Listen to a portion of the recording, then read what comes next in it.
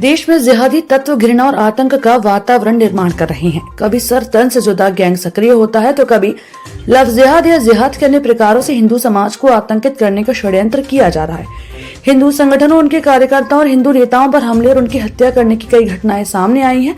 8 जनवरी 2023 को असम के करीमगंज जिले के लोवेरपुरा में बजरंग दल के एक 16 वर्षीय कार्यकर्ता शंभू गैरी की एक जिहादी चाकू से गोदकर निर्मम हत्या कर दी गई। पिछले 2 वर्षों में ही बजरंग दल के 9 कार्यकर्ताओं की हत्या हुई है और 32 कार्यकर्ताओं पर हमले हुए हैं। जो घटना अभी दिल्ली में हुई है वह भी चिंता पैदा करती है, जिसमें 2 हत्यारों ने एक हिंदू की निर्मम हत्या कर दी और उसके 32 टुकड़े करने के बाद कहा कि उसके निशाने पर कई हिंदू नेता भी हैं।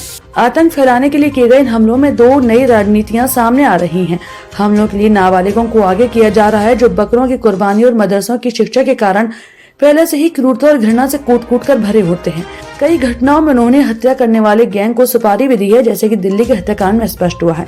आपसे विनम्र निवेदन है कि आप केंद्र सरकार को आग्रह करें कि घृणा फैलाने वाले व झूठे विक्टिम कार्ड खेलकर मुस्लिम समाज को भड़काने वाले मौलवियों व नेताओं पर नियंत्रण करने के लिए कठोर कानून बनाए।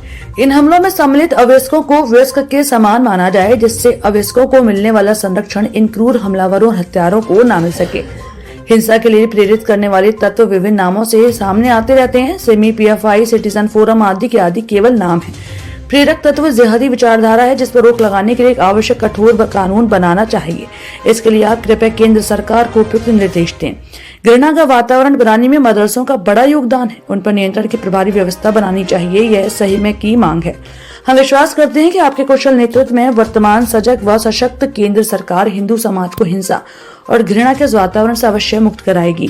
इस दौरान जिला मंत्री सुभाष सारस्वत, जिला संयोजक शिवम उपाध्याय, दीपक जाटव, नागेंद्र उपाध्याय, हिमांशु विलियन, सागर वार्ष्णेय, बब्बू समधिया व सैकड़ों कार्यकर्ता मौजूद रहे। जैसा कि आप सभी को पता है, हमारा देश हिंदुत्व राष्ट्र होने के बावजूद हमारे देश में जबरन धर्मांतरण व गौहत्या व अल्पसंख्यकों द्वारा हमारे एक बजरंग दल के कार्यकर्ता की निर्मम हत्या के संदर्भ में हमने एक ज्ञापन दिया गया है।